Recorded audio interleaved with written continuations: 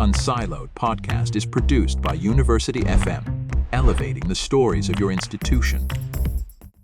Welcome to Unsiloed. This is Greg LeBlanc, and I'm here today with Toby Stuart, who is a professor at the Haas School at UC Berkeley, and also the author of a new book called Anointed, The Extraordinary Effects of Social Status in a Winner-Take-Most World. Welcome, Toby. Thanks, Greg. Pleasure to be here. So, look, this book, in a way, it is a return to your roots. I mean, I think you're probably most well known for your research on the diffusion of ideas and expertise and finance in the venture world, right, and in the academic research world. And that is what I think most people would refer to as network science, right? And I think this book, it does build on that. I remember you wrote that article a couple of years ago on the Matthew effect, right? And I think that's sort of at the core of this book. But it seems like one of the challenges in network theory is that it oftentimes takes the networks as given, right? And it takes the probability that you're going to be influenced by any node in your network as given. And I think this work is trying to make the point that influence and information and appraisal, right? These things are dynamic, and they're impacted by factors such as status, prestige, and what you call sort of anointment. Yeah. Right? And there's so many applications of this. I mean, you talk about consumer choice. You talk about how assets get allocated, how resources get allocated. You talk about choice of behaviors. I mean, it seems like status is everywhere, and sometimes it's kind of invisible, right? So Irving Goffman talked about how it kind of operates at this subconscious level, but sometimes it's very, very conscious, and we work very hard to position ourselves and, maintain and build our social status. So I guess the first question would be, do you see this work as building on your previous research? Do you see this as sort of a departure? I mean, why would somebody, and this is a question I ask a lot of my guests, why would somebody who is doing this academic research decide to write a book for, I guess, a more general audience? Yeah, I mean, two separate questions there. So one is why a general audience book, and the second is, the link to my prior work. Why a general audience book?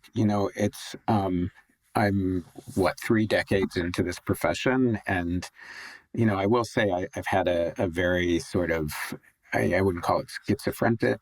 I'd say it's more like a segmented work life where, I've spent certainly more of my time writing, more of the time I've done on research and writing, working on these projects that are meant for, 1,000 people to read or whoever, right?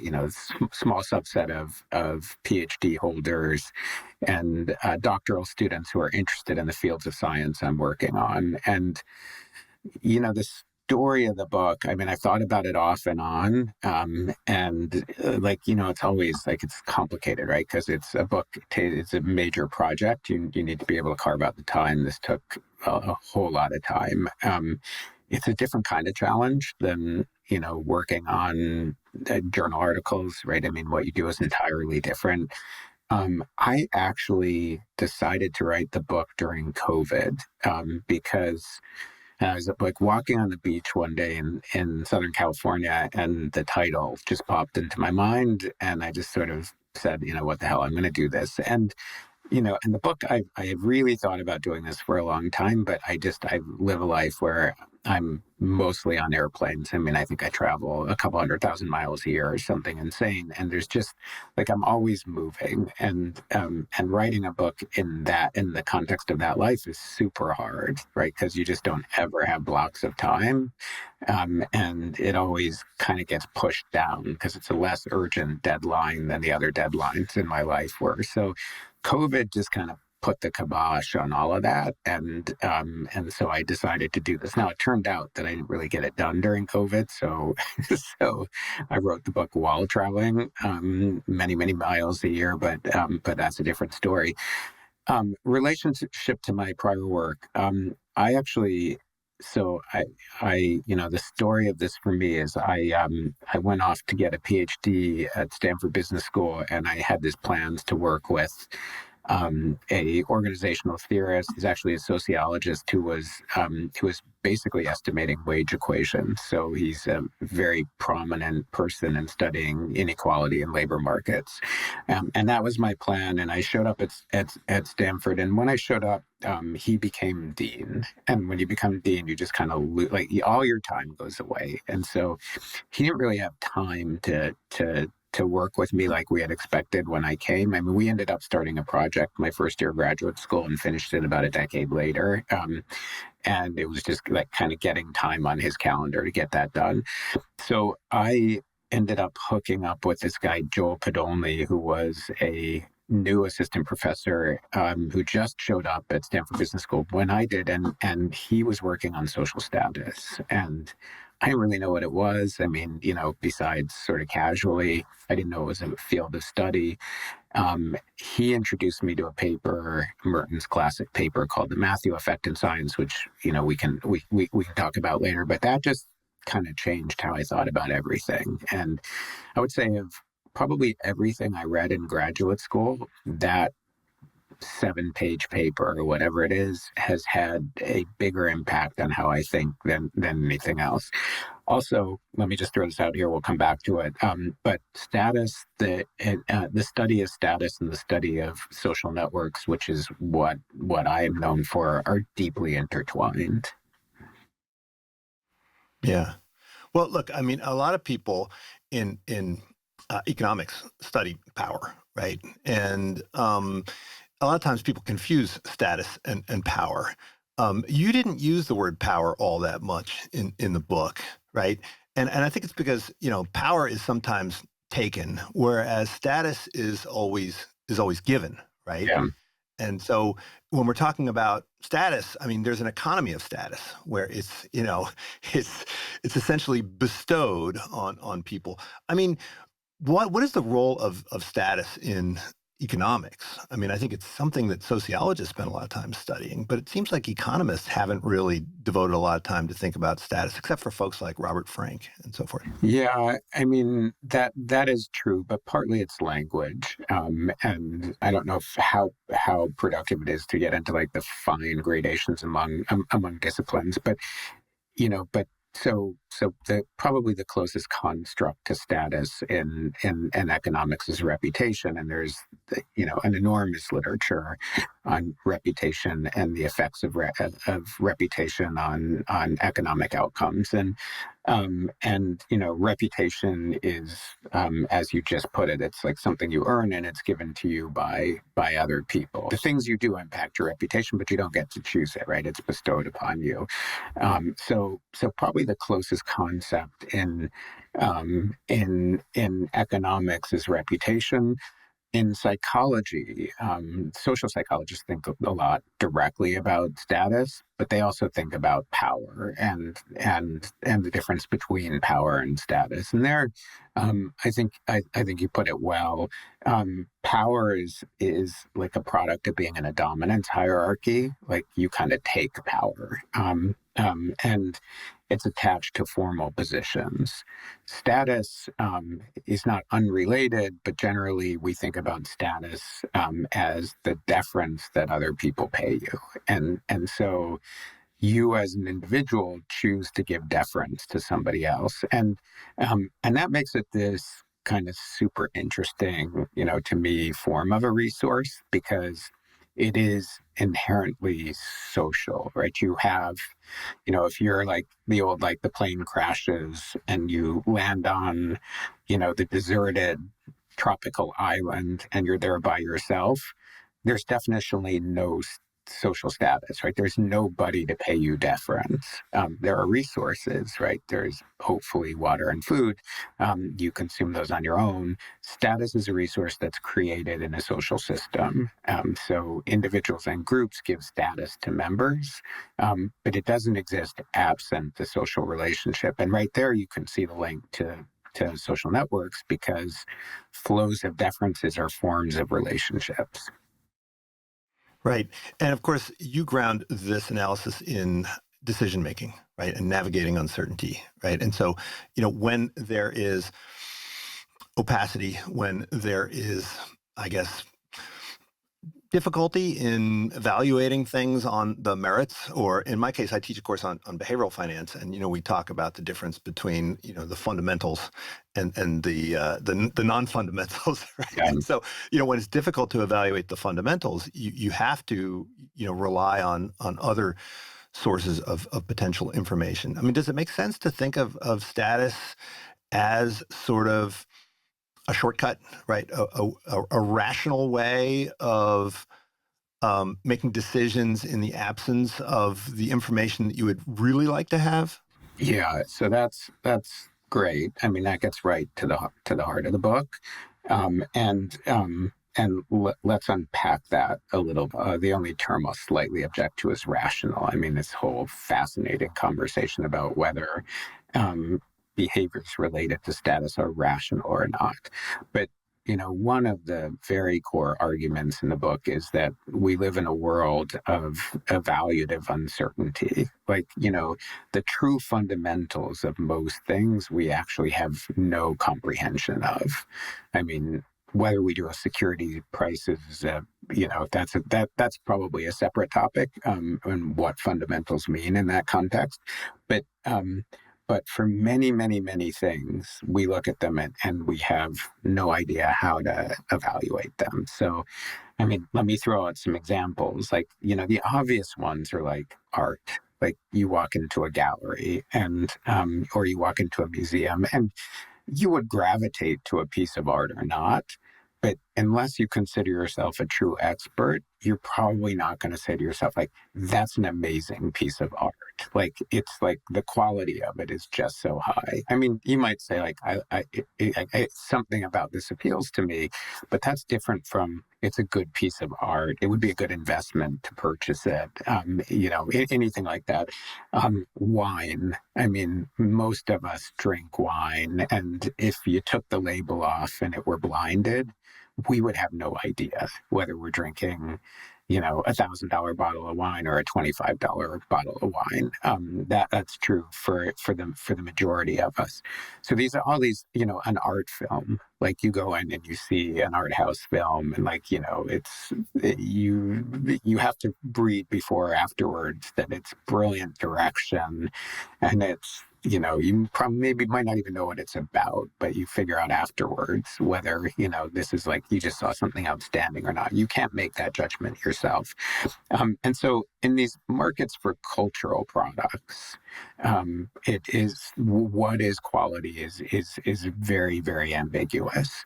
I'll stop there and say, but then I want to come back to linking it, to the other aspect of my work, which is, as because maybe we should tell everyone we're colleagues, and we've worked together on lots of things in the past. And the other side of my life is I run entrepreneurship programs at a number of the very good business schools in the United States. So I put these two sides of my work together. But the question is, what do you do when you have to make a choice about something, but you have no real ability to evaluate its quality, right? And, that's true of so many things. Like, it's true of a hotel room you've never seen before, or a restaurant you've never been to before, or which of these things are going to be good? And in the book, I make the argument that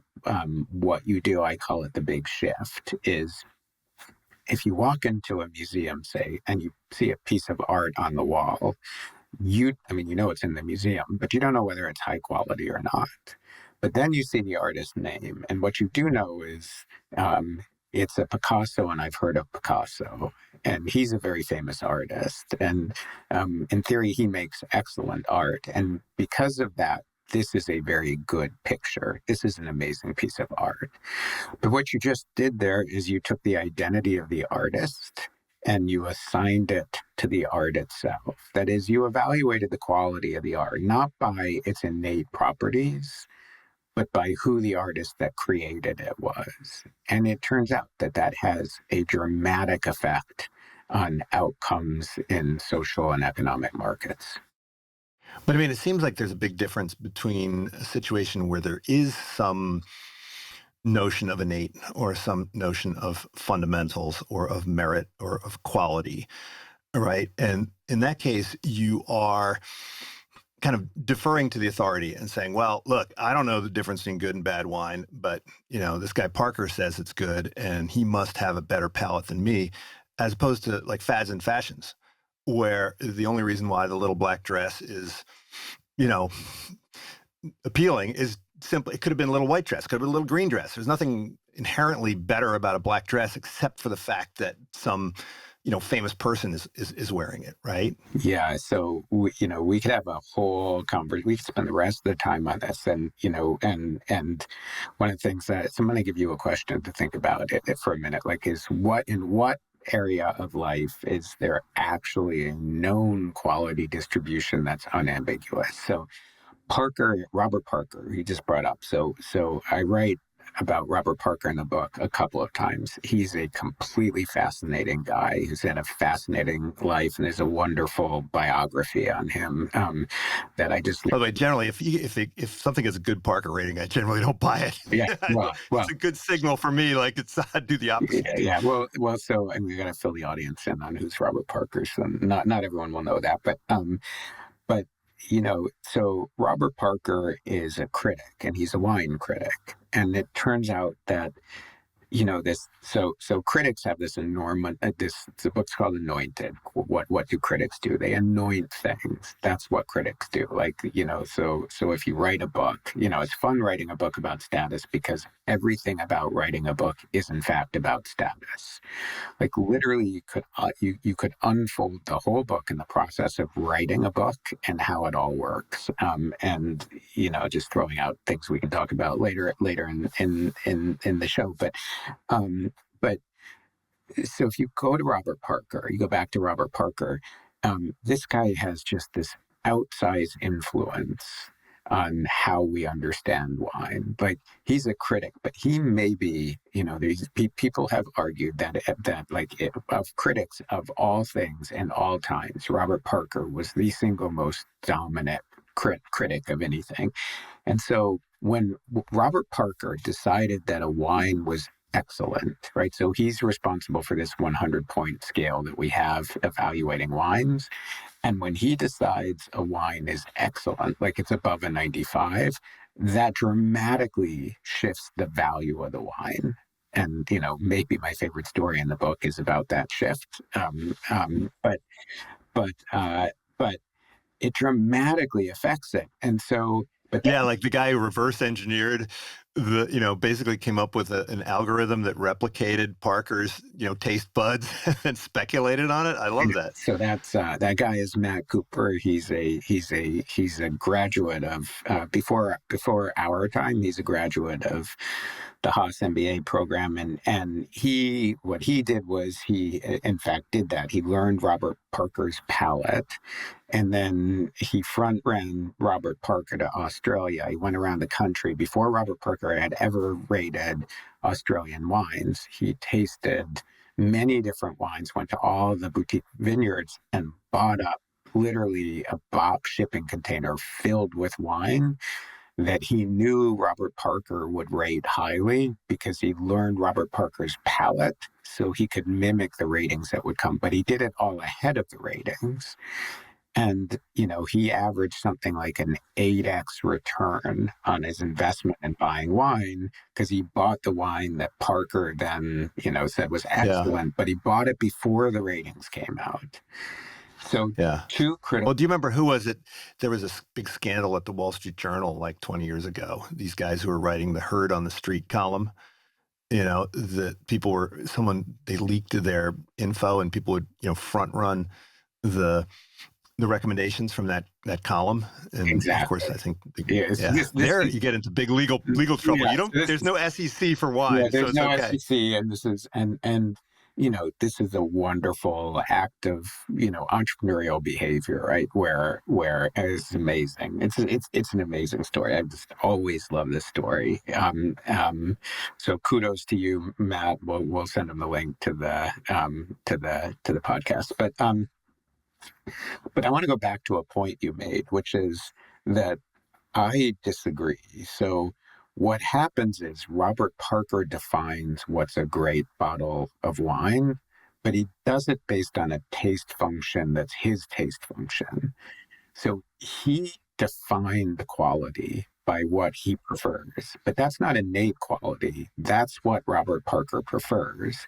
And so Sure, but I think to the ordinary drinker, they have this belief in his authority. I mean, it doesn't matter whether it's, objective or real, but I think when people buy the Parker wines, they're buying them because they think that Parker has some kind of refined palate, right? And that it does correlate with some underlying attribute which they think of as quality. Is that fair? Sure, I mean, I don't think that people buy it because they're putting it on their table and saying, "Look, I've got a Parker wine." I mean, there's probably an element of that, but isn't there sort of a shared belief in his expertise? So I mean, I want to try to jump around a little bit less so I can pull you into we can stay in some of the core themes in the book, but 2 points in response to that. So one is I agree 100%, but if they're buying the wine because Robert Parker thinks it's good, then they're not buying the wine because it's good. They're buying the wine because Robert Parker thinks it's good, right? Right, So exactly. And they may very well, in fact, there's neuroscientific evidence that, in fact, this is true, that they will enjoy it more. So, like, if you take a recognized label on a bottle of wine like that, so I know you're a wine drinker, but like take the Dom Perignon label, like, which is very distinctive, and you put it on a bottle of wine, but what's in there is, some version of 2 buck chuck. So, if it's Dom, it's sparkling, but it's like some cheap, California sparkling wine.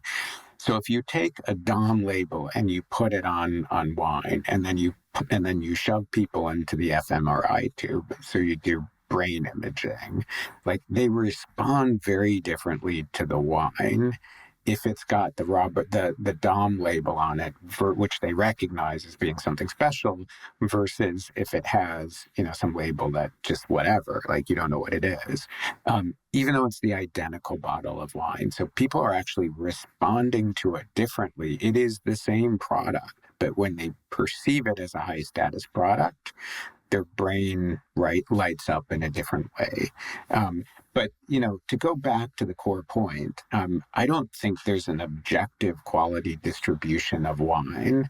And then we all agree on that, right? Because if we did, none of us would care about Robert Parker's ratings, and it wouldn't matter if if he calls a bottle 100 or a 92, because we all know how good the bottle is, and it's worth what it's worth. But, the argument in the book, the explicit argument really, is that there are very few walks of life in which there is actually a predefined quality distribution. And that takes us back to where we got this conversation started, which is uncertainty. We're uncertain about how good the wine is. And and therefore, what we really care about is, what did Robert Parker say about it? How did he rate it?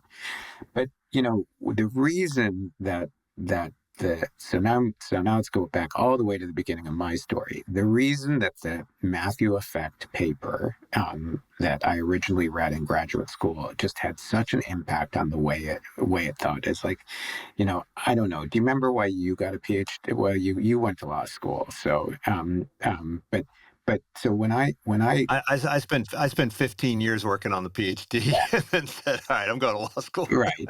So when I got the PhD, part of the reason I did that, like, probably the biggest part is, I was young, I was naive. Like, I started my PhD when I was 22, 23, something like that. So it wasn't like I had a lot of experience, but everybody and I never, I mean, it's funny, like I've had actual jobs since becoming a professor, I think, but never really had one prior to that. But everybody would tell me before I decided what to do professionally that like the business world, if you go into industry, if you go on, you work for a company, like it's not about the merit. It's about like who you know, and it's about networking, and it's about like, conforming to the culture, and it's about like, so it's about all those kinds of things. It's not about like how smart you are or how good you are. And so I think to myself, I'm not going to be great at those kinds of things. So I should go be an academic because it's just a meritocracy. It's a meritocracy. It's about like Right. how good the ideas are. And, Yeah. and like, why wouldn't science work that way? Like if you're, for the vast majority of us, when we look at the enterprise of science, what we think is like, wow, this is like, the best paper, the best idea is the one that wins. And the smartest, most creative, most innovative, most careful, like whatever the dimensions are of a scholar is the one that wins. And I would never argue that those things aren't important, but the Matthew effect paper is exactly about science. And what the paper shows is that if you take the same idea or the same piece of scientific work and you could randomly assign it to two different scholars, and one of them is prominent and one of them isn't, the outcome of the paper, like whether it's published in a prestigious journal, whether people read it, whether it gets cited, whether those citations then become status and influence for the person who wrote the paper, and by the way, salary as well, because those things all influence salaries in academics. All of those things are determined by status, not by merit. And so I make this choice going into this profession because I think it's like, as professions go, it's the meritocracy. And then I read this paper and it's like, no chance. But surely, I mean, there's a spectrum and a matter of degree. So, if we think about, say, the hard sciences versus law, right? We have blind review process. We have a referee system. It's more likely that an article of high quality written by someone at an obscure institution is going to get into a refereed journal in the sciences than, say, in law, right? Because in law, the notion of objective quality is much more nebulous. And so that's why in law reviews, there is no blind review, right? It's student evaluated. And the first thing they look at is like, who wrote it? What school are they? How much have they written? Who are they citing? And so forth. And so, I mean, doesn't the degree to which the status becomes a factor depend on the degree to which there is some notion of merit or quality? Yeah. So great. So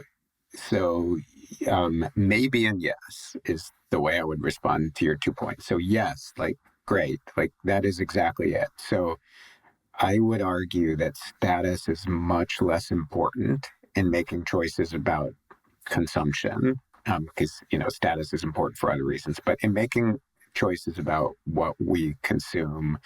And when I use the word consumption, I mean that super broadly. Like, I mean, like, not only what products do we buy, but what do we attend to? Because our attention these days is incredibly valuable.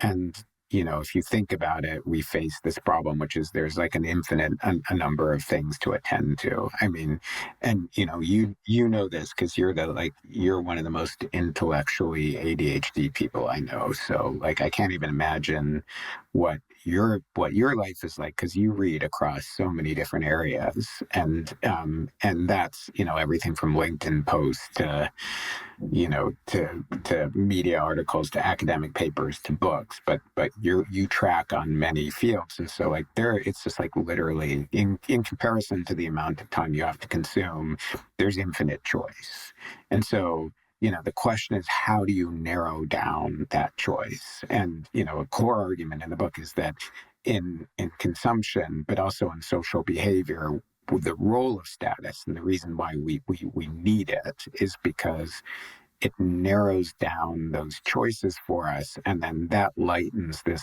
kind of awful cognitive load that we would have if we didn't have a whole bunch of shortcuts that bring us to decisions easier. And of course, so much of cognitive psychology and behavioral finance, behavioral economics, are just about the ways in which we create shortcuts, many of them subconsciously, but we create shortcuts so that we can actually make choices because we don't really have the ability to consider every option in the world and weigh them and contemplate them and then come up with like just the right thing.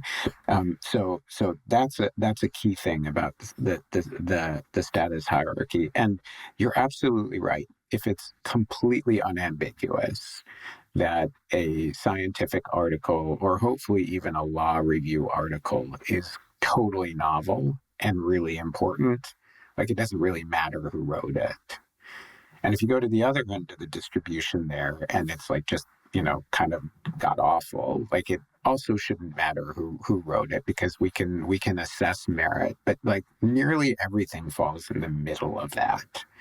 And in that giant middle, I would argue that in both worlds, status processes are very, very, very important. And in fact, maybe my second favorite story in the book, which comes out of actually the source of this is the Merton article on the Matthew effect. And he tells a story about a prominent journal, but this is like before the digital era. So we're back in the late 1800s, and a researcher submits a paper to a prominent journal, and for whatever reason, there's a clerical error, and there's a cover page on the paper, but it's separated from the actual document. So the editorial committee then reads the paper, and they reject it, as they don't accept it for publication, but they do more than that. They basically call it like some version of voodoo. They say like, this is alchemy. This is fake science. And so it's not just a rejection, it's a harsh rejection. Okay, they then subsequently, after sending this letter out, discover the title page. And the paper was written by a guy called John William Strauss, who is known as Lord Rayleigh. And Lord Rayleigh, shortly after this time, wins the Nobel Prize in Physics and is considered one of the greatest physicists ever to live. In fact, he did all of these things, but the one I always remember is he explained why the sky is blue. It's because of him that we understand why the sky is blue. And what the journal did is when they discovered it was Lord Raleigh's paper, they immediately changed their position on it and accepted the paper and published it as the lead off in a subsequent issue of the journal. Okay, so let's generalize 2 points from this. One is that the benefit of high status is you get more resources. And the cost of low status is you get fewer resources, because there are a finite number of papers that a prestigious journal, for example, publishes each year. And if you take one that you otherwise wouldn't have accepted just because the author has high status, you then rejected something else that you would have accepted because you don't have space for it, right? So that's one point. But the second point, and the crucial one, and the book really sort of gives a whole bunch of examples of this is like the perfect experiment, if you will, about the impact of status, because the paper itself is identical across two identity states. And one identity state, we have no idea who the author is, and then it's a load of crap. And the second identity state, it's the same load of crap, but it's Lord Raleigh's crap, and it has completely different assessment of merit when we know it was created by a prominent guy, right? But this is science, so it's supposed to be objective.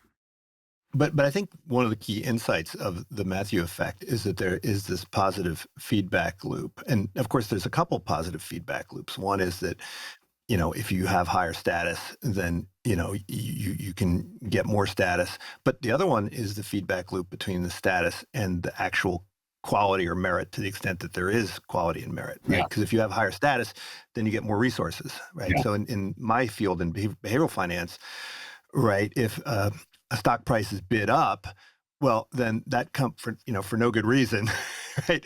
That company now has access to more capital, and so they can actually make more investments, and so the probability that they're actually going to succeed is impacted by the beliefs about their likelihood of success, right? And so I think that feedback loop is the one that you highlight, particularly in the venture space, right? Yeah, I mean, I highlight both, so that's great. I mean, so absolutely, right? So if you're a company and your stock price shoots up and it shoots up, like, say, beyond what it should be, like, you get a prestige bump and that affects your securities price. Let's say, well, then what's the smart thing to do? The smart thing to do is you get a high share price, do a secondary offering, put a bunch of money onto the balance sheet, and now the company can go out and do all kinds of things that it couldn't have done before because it has the capital, right? It used the high security price to put a bunch of money onto its balance sheet, and then it can invest that into actually doing better things. And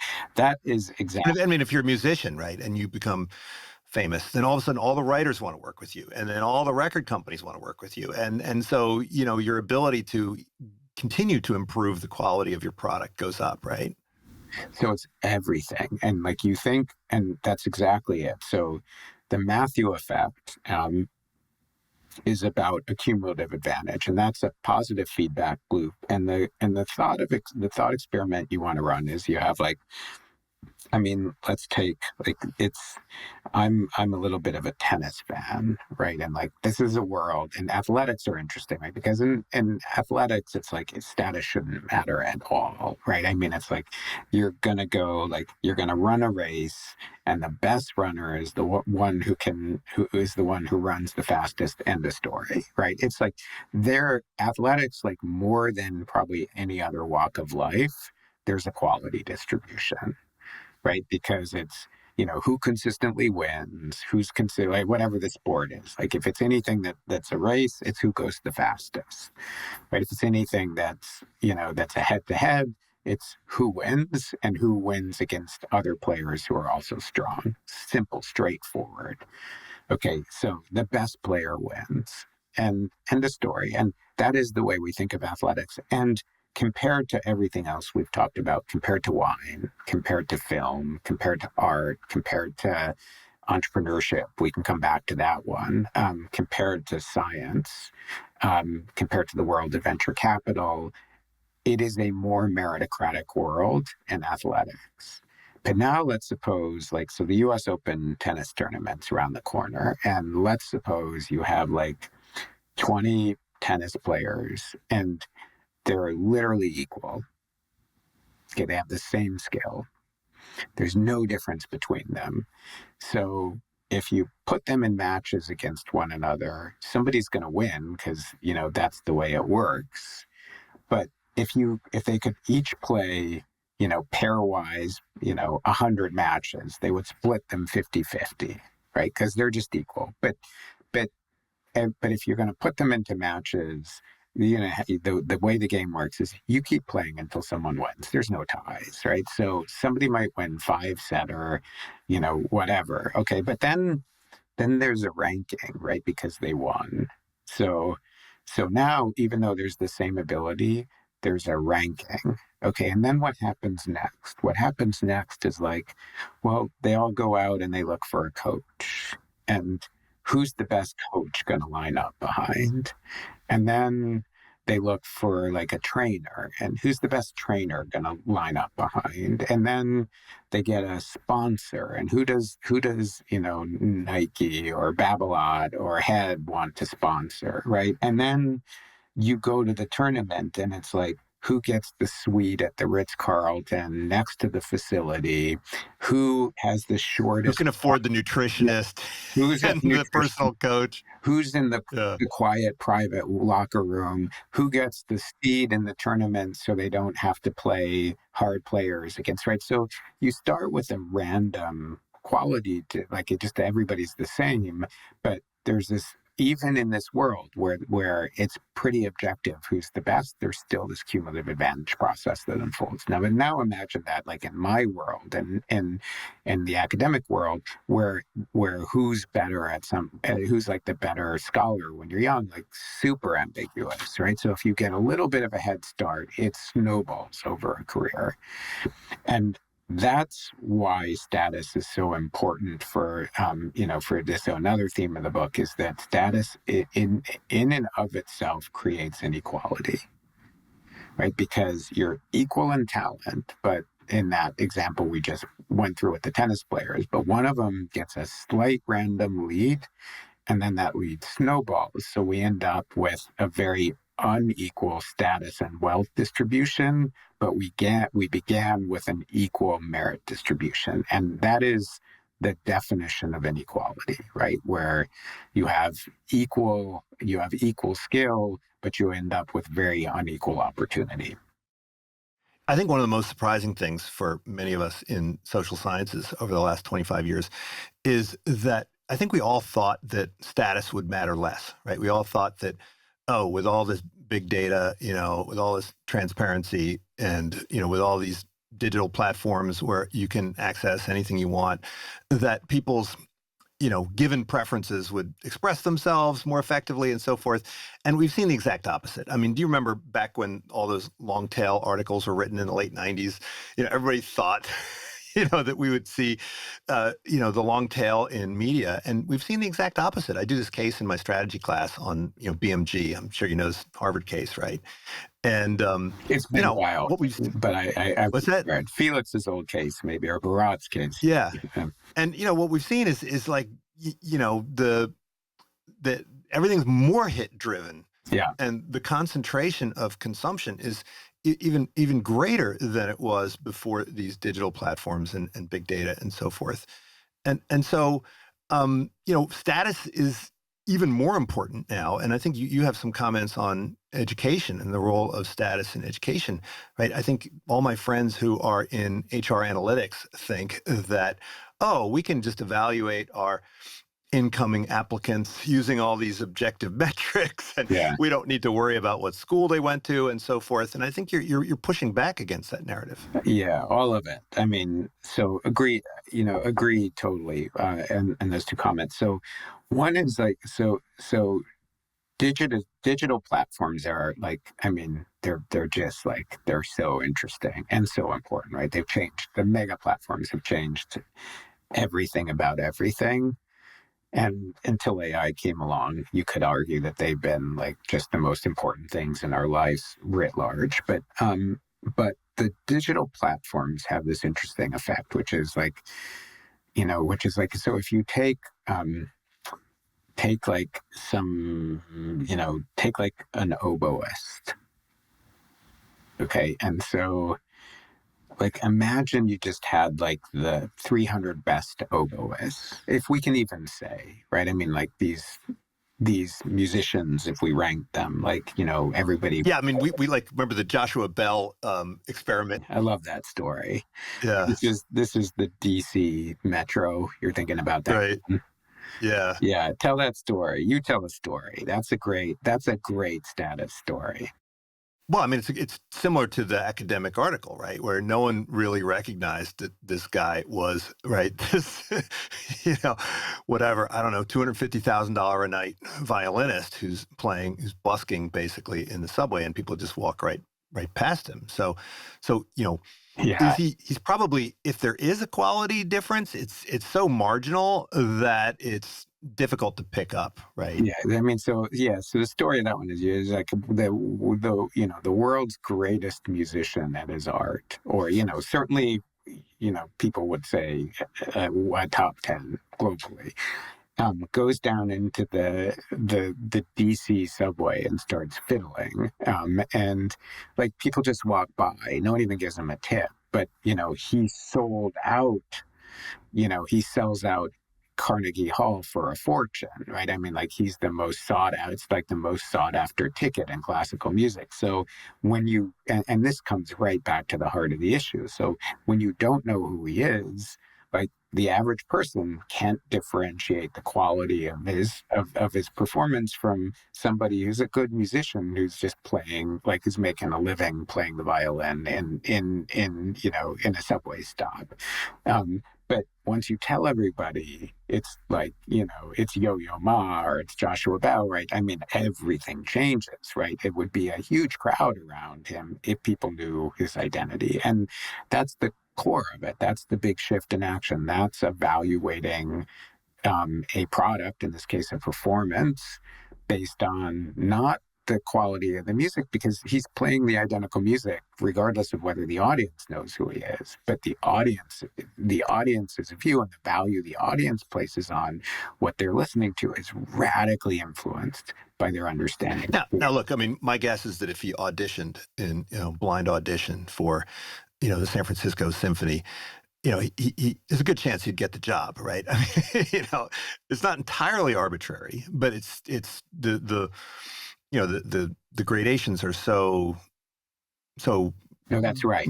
That's right. Ambiguous that most people can't pick up. That's right. So if he's evaluated by a small set of experts, right, then I agree with you. He's likely to, be recognized by the selection committee of the SF orchestra for being like an extremely good violinist. But to go back to our oboist example, like if you go back to the pre-digital world and you're just like, let's suppose theoretically you could rank the world's best oboists and you were the very best oboist.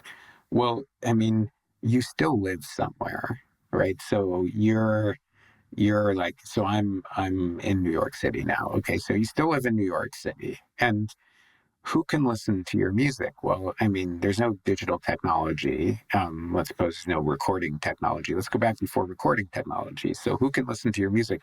It's the people who can literally physically go to your concerts.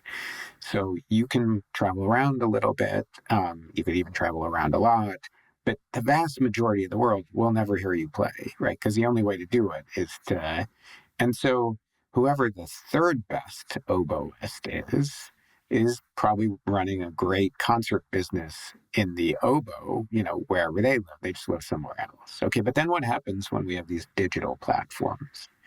When we have digital platforms, like anybody can get on to Spotify or Pandora or Apple Music or whatever, and they can find any piece of music literally created. Just like, 99.9% of all recorded music exists on these platforms. And so you can find anybody's music. And so anywhere in the world, you can listen to the oboist, that one oboist who's greatest in the world. So the globalization of the audience changes the nature of what happens in the marketplace, so to speak, in a radical way. And then if you have a cumulative advantage process, which pushes people up to the top, that unfolds on steroids if you're looking at a global digital marketplace versus the way the world used to work. But, here in America, we have a lot of status insecurity, right? And, a lot of people say that political division and all this anxiety and so forth is driven by this status insecurity. But if we believed that the Matthew effect was real, then we would expect there to be relatively little status insecurity, right? I mean, we would expect, oh, I'm rich, I'm going to stay rich forever. I'm famous, I'm going to stay famous forever. But it seems like there are these countervailing forces, right? And I interviewed Richard Wrangham, one of my earliest podcasts, and he talked about how we evolved to basically kill our alphas, right? And so we're always scrutinizing these people who have high status, and there's always people trying to kind of tear them down. So to what extent is there a negative feedback that is counterbalancing the positive feedback? Yeah, great. So let me come to that one in a second and sort of start with the first point, which is, there's a ton of status anxiety in the world. Absolutely, for sure. I remember like de Tocqueville said that one of the great things about the, old regime was that everybody knew their spot, and Right. everyone knew their place in the pack. And you also, you talk about how the lack of ambiguity of your place in the pecking order, leads to peace. And I think there's a lot of evidence to suggest that, your stress levels are lower when you more or less, know where you fit within the pecking order. I mean, perfect. So like historically, we have lived in very hierarchical societies nearly everywhere, nearly always, right? I mean, there's some quirky, interesting, rare exceptions to that, but the world, like as much as I argue that we now live in a status system that creates inequality, there's more equality in sort of current day United States than there has been in nearly any society at any point in history, right? So if you live in some kind of caste system, the caste system is rigid, and you don't when you're out talking to a 10-year-old kid on a street corner, you don't say, what do you want to be when you grow up, right? I mean, if your father's a serf tilling the field, guess what you're going to do, right? And so there's no mobility. You're born into a caste. You have that status. You keep that status. So in the book, there are and the book, that. So I'm using the pronoun I too often because the book is it shares a lot of my work, but many people have worked on all of these ideas. Of course, this is a big topic in the social sciences, but the argument in the book is there are three primary sources of social status. So one is the one that we often think is the way the world works or would like the world to work, and that's some kind of merit. So and even that is complicated because so the idea there is one of the currencies that a group has to give to its members, maybe the principal currency that a group has to give to its members, is social status. And so the idea is if you're really good at whatever the group values, the group anoints you or pushes you high up in the status hierarchy. And the interesting thing, of course, is that groups value all kinds of different things. So a group might be, you might be a member of an LA street gang, and what the group really values is random violence, right? So you get to be prominent by being the gnarliest guy in the gang versus, and then some other group is like a church group, and it values good deeds to the elderly. And so you gain status by being like the absolute opposite, right? So groups value different things, but there's some form of and well, and I think probably there's more heterogeneity today than ever before, right? So to the extent that you can choose your own pond, right, we have more choice than ever before. And so one would think that would kind of more or less eliminate this anxiety because you could just figure out whichever pond, you're going to be at the top of and, go find it. Yeah, but some people, so that's loving the conversation. There's so many directions to take it. And, that's absolutely true. And what I would say is that the status is so important to us, and we have anxiety about status because we are born comparers. That's what we do. So we're unsure about where we should be in life. And so what we do is we find somebody else and we compare ourselves to them. And so much of our contentment. So even though in today's world you can try to choose your pond, you cannot eliminate exposure to all of these other status criteria that are surrounding you, right? Yeah, right. It's hard to eliminate exposure, but we are born comparers, but most of us actually don't have, and this is a complicated, I'm radically simplifying things here, but most of us don't have the wisdom to choose ponds where we're going to be content with where we are. Right. And so all of us can think about whether it's ourselves or our siblings or our parents or our close friends. We all live in these communities where you're a Berkeley professor and I'm a Berkeley professor, and we both had great careers, but neither of us have had like the top of the top careers. So it's always going to be possible to find somebody and, be discontent because we don't have their status, right? Like, and it basically doesn't matter who you are. You can find people who are doing better than you are in life, compare yourself to those people, and then sort of feel like shit because you're not where you want to be. So the metaphor of choosing the right pond is about, which does, that comes from Frank's work, a Cornell economist who's sort of an economist who was trained as an economist, but thinks like a sociologist, I would say. And yeah, he was one of my earliest podcast guests. Yeah, he's it's funny, I don't know if I've ever met him, but his work's great. I've always admired his work. So, but he wrote the Choosing the Right Ponds papers, and the idea is like we have this enormous amount of discretion about the groups we choose, and the amount of status anxiety that we're going to have is a function of what group we choose. And like, the way you sometimes, if you've been a parent, like you think about this a lot, like there's this great literature on when you're on, a set of studies about a kid's birth date and their fate in life. And the idea is you like look at kids that are born right around the cutoff for a grade going into kindergarten. So you are, if you're born around that cutoff, if you're on one side of it, so let's say school starts if you're born prior to September 1st, you're in one grade, and if you're born after September 1st, you're in the next grade, right? And so you take a kid who's born on September 2nd, who then becomes the oldest kid in their class, and you take a kid who was born on August 30th, who becomes the youngest kid in the class. So, effectively they're born at the same time, right? But this like 1 day split puts them into these different social environments, and guess who prospers? Yeah, the ones who are the oldest kids. The ones who are the oldest kids, because they're better at everything because they're older. They're bigger and stronger. They're probably more dominant. They're like their brains develop more quickly. Their brain development's ahead when it really matters, right? And this, because there's a big difference between a 5-year-old and a 6-year-old.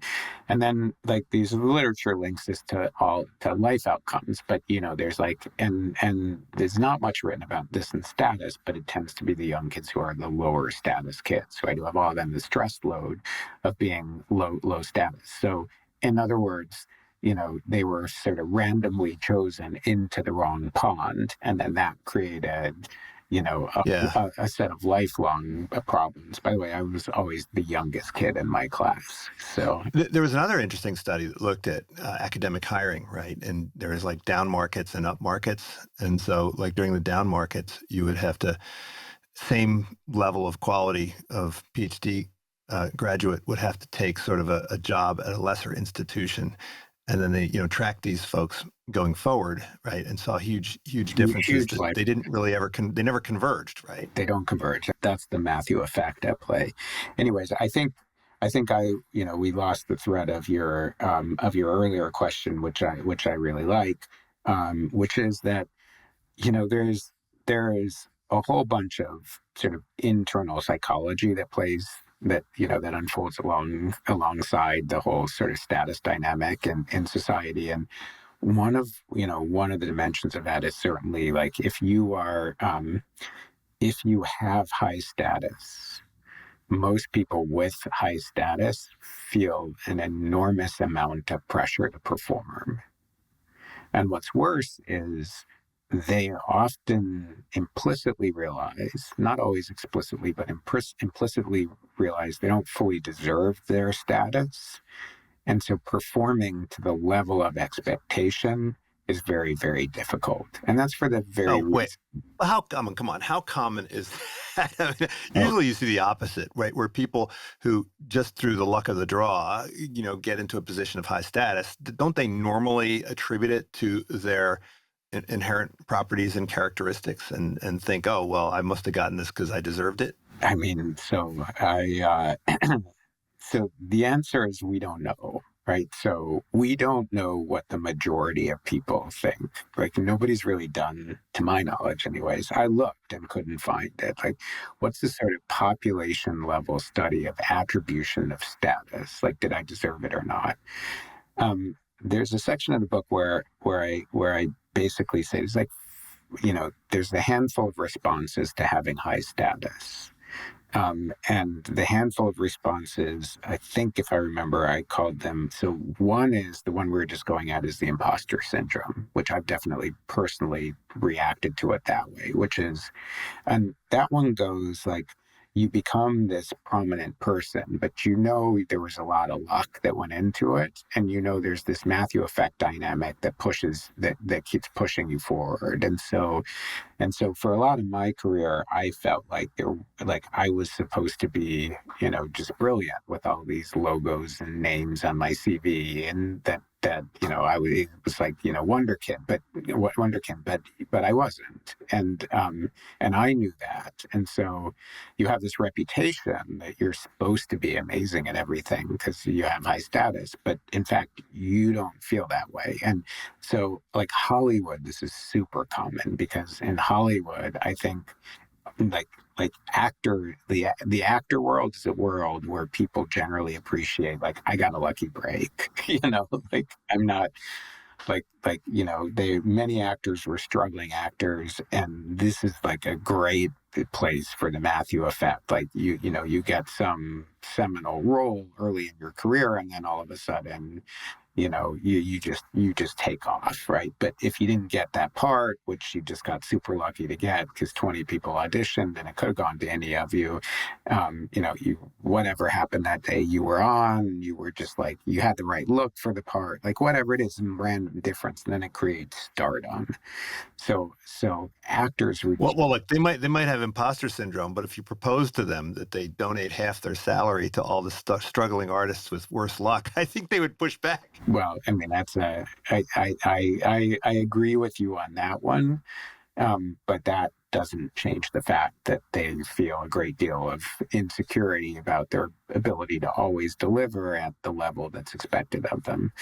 And then, so that's kind of one argument, and one way to respond. Another, and which I just really hadn't thought too much about until I wrote the book. I think I call it "In God We Trust." And the example I found there was John D. Rockefeller, who, I think if you took his wealth, in the robber baron days and compare it to the wealthiest person today, I guess today it's probably Elon Musk still, like Rob, John Rockefeller he controlled his personal wealth was equivalent to something like 1.6% of US GDP. And I don't even think Elon's at that level. So he was like, sort of relatively speaking, the wealthiest man in American history, probably. And, if you asked him why he was that rich, it was just simple. Like it was Calvinistic. He was preordained, right? I mean, it was a choice. God chose me, and that still actually exists very frequently, right? So there's still today the prosperity gospel, and people who are successful often believe that it was a form of preordination, like they were destined to get whatever they have. But the other part of it is, is best summed up by, this quote I've always loved that I think, the provenance is occasionally debated, but it's often attributed to Barry Switzer, this one. And it goes, he refers to someone and he says that guy was born on third base and he's always thought he hit a triple. Right. And that's what we call privilege these days, where you have all of these advantages. You were born with the advantages, but you didn't earn them, but you think you did. And therefore, you attribute your status to your own merit versus what actually happened is you were born on third base. You didn't ever hit the triple. Okay, so part of the countervailing force against the Matthew effect is internal, but part of it's also external, right? So, the more status you have, the more scrutiny you receive, right? Yeah. And the more envy, and so the more efforts to kind of topple you from your throne by competitors or people who I don't resent your status, right? Yeah. And so like that's this great study I've always wanted to do, but never figured out how. And I don't think it's ever been done. But like in what walks of life is like this a threat versus this isn't? Like in what walks of life do you get ultra high scrutiny for being on top? But Yeah. I think in general, and I mean, for instance, in academia, right? So let's suppose you publish an article. Are you more likely to have your efforts, I don't know, scrutinized or, attempts to replicate if you are at a prestigious institution or a less prestigious institution? yeah, so I love this question. The answer today to that question is nearly surely that if you are a very prominent scholar at a prestigious institution, you are more likely to have somebody investigate your prior work and look for fraudulent behavior. And the answer 20 years ago is exactly the opposite. So I think what's happened is we have moved into an era in which we distrust the elites in lots of walks of life. And that's then created a bunch of scrutiny, not in all walks of life. In the past, the logic's been exactly the opposite, which is that if you have high status, you are more able to perpetrate fraud or wrongdoing or misbehave in some kind of way, because, and there's so many wonderful examples of this where people just do kind of crazy things that are so entitled, because you have high status and the world ignores it. And that's historically what's happened. And now I think you're absolutely right that there's been this shift and there's a lot more scrutiny on the elite. Well, last question. I mean, to what extent does it make sense for organizations or for systems to invest in processes that kind of suppress the status effect? I mean, I'm thinking in a court of law, right? The evidentiary rules make it impossible for you to discuss prior criminal behavior of a defendant, even though that's incredibly informational. Like it really does. You're more likely to make a better decision if that information is admitted, but the system excludes it as a way of forcing, right? A deeper attention to the facts at hand. I mean, to what extent does it make sense for, say, organizations, and I don't mean just companies, but like academic associations and journals and so forth to, suppress, just like they do with, blind review of articles? Yeah. So it's a great question. And I think the answer depends on what objective you're trying to maximize.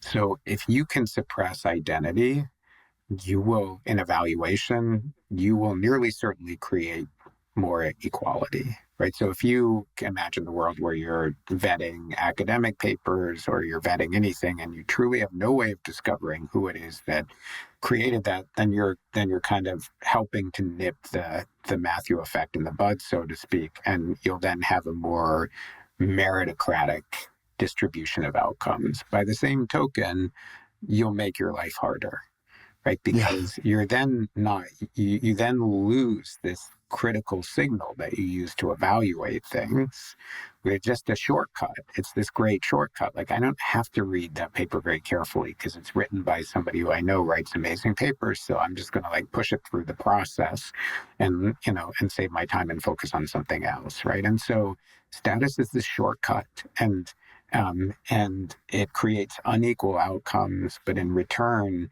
you get to faster decisions. Great. Well, Toby, thanks so much. This is a great book, and if you check it out, it will push you in a variety of directions. It'll suggest a whole bunch of other reading. And so I really enjoyed chatting with you, and let's chat again soon. Thanks for making the time, Greg. Enjoyed it. Unsiloed podcast is produced by University FM, elevating the stories of your institution.